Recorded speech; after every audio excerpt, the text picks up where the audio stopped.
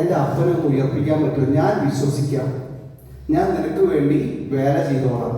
ഇന്ന് മുതൽ നിന്റെ ഒരു ദാസനായി ഞാൻ ജീവിക്കാം.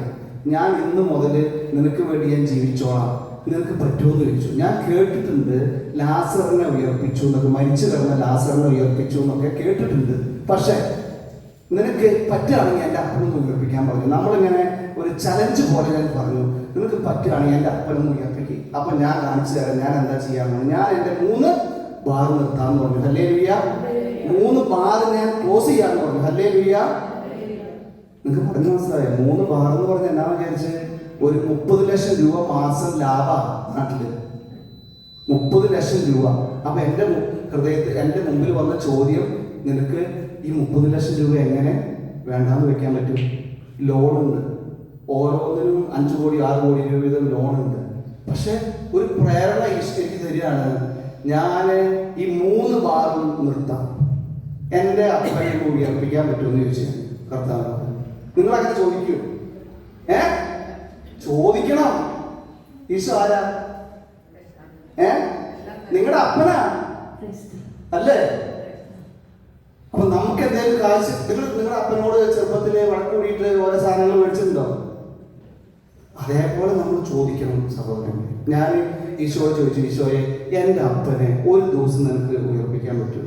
ഞാൻ നിനക്ക് വേണ്ടി ഞാൻ വേല ചെയ്തോളാം. ഞാൻ മരിക്കുന്നോളം വരെ നിനക്ക് വേണ്ടി ഞാൻ ശുശ്രൂഷ ചെയ്തോളാം. നീ എന്ത് ശുശ്രൂഷ പറഞ്ഞാലും ഞാൻ ചെയ്തോളാം. അടിച്ചു വാരണം, കിച്ചണിൽ, ഞാൻ ഇങ്ങനെ തന്നെ പറഞ്ഞത്, എന്തും ചെയ്തോളാം. പക്ഷെ ഒരു ദിവസം നീ ഉണ്ടെന്ന് എനിക്ക് അറിയണം. പറഞ്ഞു മനസ്സിലായോ? നിങ്ങൾക്ക് മനസ്സിലായോ? ഈശോ ഉണ്ടെന്ന് നിങ്ങൾക്കൊക്കെ അറിയാം. ഈശോ ഉണ്ടെന്ന് എനിക്ക് അറിയില്ലായിരുന്നു. പറഞ്ഞു മനസ്സിലായോ? എനിക്ക് ഈശോനെ പറ്റിയേ കേട്ടിട്ടില്ല, ബൈബിൾ കണ്ടിട്ടില്ല, ഒന്നും അറിയില്ല. അപ്പൊ ഞാനിങ്ങനെ ചോദിക്കുകയാണ്, ഈശോയെ നിനക്ക് എൻ്റെ അപ്പനെ ഒരു ദിവസം ഉയർപ്പിക്കാൻ പറ്റുകയാണെങ്കിൽ ഞാൻ നിനക്ക് വേണ്ടി വേല ചെയ്യും. Hallelujah, hallelujah, hallelujah. ആ സമയം സഹോദരങ്ങളെ, വൈകുന്നേരം അവസാനത്തെ ആരാധനയാണ്. അവസാനത്തെ ആരാധന എന്ന് പറഞ്ഞാൽ 1.5 ആരാധനയാണ്. അങ്ങോട്ട് പാട്ടും സ്തുതിപ്പും കാര്യങ്ങളും. അപ്പൊ അച്ഛൻ അവിടെ നിന്ന് പറയാ, ഏറ്റവും കൂടുതൽ ഒച്ചത്തിൽ സ്തുതിക്കുന്നവർക്ക് കൃപ, ഡബിൾ കൃപ. ഹല്ലേലൂയ. ഇങ്ങനെ കൈകെട്ടിയിരുന്നിട്ട് കാര്യമില്ല. ഹല്ലേലൂയ ഒക്കെ പറയുമ്പോൾ തീക്ഷ്ണമായി ചാടി ഹല്ലേലൂയ പറഞ്ഞ്, എൻ്റെ ഈശോ എന്നെ സൗഖ്യപ്പെടുത്തും, എൻ്റെ ഈശോ എന്നെ രക്ഷിക്കും, എൻ്റെ ഈശോ എനിക്ക് വേണ്ടതെല്ലാം തരുന്ന ഒരു ബോധ്യം വരണം. ബോധ്യം അത് വെറുതെ പോരാ. എൻ്റെ ഈശോയ്ക്ക് അസാധ്യമായതൊന്നുമില്ലാന്ന് ഉറപ്പിച്ച് വിശ്വസിക്കണം. പല പ്രതിസന്ധികൾ വരും, പല ബുദ്ധിമുട്ടുകൾ വരും. പക്ഷെ ആത്മാവ് ഈശോ നമ്മളെ തൊടും. നമ്മുടെ അപ്പനാ. പറഞ്ഞു മനസ്സിലായോ? നമ്മുടെ അപ്പനാ. സഹോദരങ്ങളെ, ഞാൻ പറഞ്ഞു എൻ്റെ അപ്പ നീ എന്നെ. അപ്പൊ അവിടെ എനിക്കധികം ഭാഷാപരം ഇതൊന്നുമില്ല. ഞാൻ ഈശോയോട് പറഞ്ഞു, ഈശോയെ നീ എൻ്റെ അപ്പനെ വരും. അപ്പൊ ആകെയുള്ളൊരു എനിക്കറിയാവുന്നത് യേശുവേ എന്ന് വിളിക്കാൻ അറിയാം. നിങ്ങൾക്കറിയാമോ യേശുവേ എന്ന് വിളിക്കാൻ? അത് മാത്രമേ എനിക്കറിയുള്ളൂ. ഒരു സ്തുതിപ്പോ ഒരു ഭാഷാപരോ ഒന്നുമില്ല. അപ്പൊ ഈ അച്ഛൻ പറഞ്ഞു, യേശു നാമം വിളിച്ച് അപേക്ഷിക്കുന്നവർക്ക് കൂടുതൽ കൃപയാന്ന് പറഞ്ഞു. യേശുവേ എന്ന് വിളിച്ചോളാൻ പറഞ്ഞു. എന്റെ ചങ്ക് പൊട്ടി ഞാൻ വിളിച്ചു യേശുവേന്ന്. അവിടത്തെ ഏറ്റവും കൂടുതൽ വിളിച്ചിട്ടുണ്ടാവും ഞാനായിരിക്കും. ഹല്ലേലൂയ. ആരാധന നടക്കുകയാണ് ശക്തമായ. ബിനോയ് കരിമരത്തങ്കിൽ എന്ന് പറഞ്ഞ അച്ഛനാണ് അന്ന് ധ്യാനം നടത്തുന്നത്. ഹല്ലേലൂയ. നിങ്ങൾക്ക് അറിയുമെന്നറിയില്ല, എനിക്ക് അത്രയും വേണ്ടപ്പെട്ട അച്ഛനാണ്. ഹല്ലേലൂയ. ബിനോയ് അച്ഛൻ. അപ്പൊ അച്ഛൻ ധ്യാനം നടത്തിക്കൊണ്ടിരിക്കുകയാണ്. അപ്പോ ഞങ്ങളിങ്ങനെ കരഞ്ഞ് പ്രാർത്ഥിക്കുക എല്ലാവരും. എന്താ വെച്ചാൽ ഈ ഒരു ലാസ്റ്റ് ആരാധന നാളെ നേരം വെക്കുമ്പോൾ പരിപാടി തീർന്നു. ഹല്ലേലൂയ.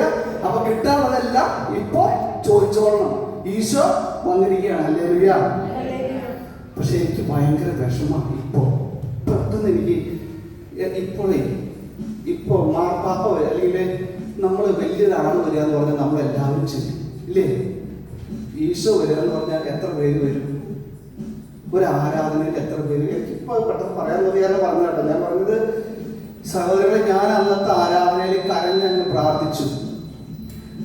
പ്രാർത്ഥിച്ചിട്ട് ഈശോട് പറഞ്ഞു, ഈശോയെ എൻ്റെ അപ്പനെ എണീപ്പിക്കണം. ഒരു ദിവസം എനിക്ക് എൻ്റെ അപ്പൻ ജീവിക്കുന്നതിലല്ല അർത്ഥിരിക്കുന്നത്. പറഞ്ഞു മനസ്സിലായ? ഈശോ ജീവിക്കുന്ന ഈശോ എന്ന് അറിയണം. ഈശോ വിചാരിച്ചാല് ഇതെല്ലാം, ഈശോട് ചോദിച്ചാൽ ഇതെല്ലാം.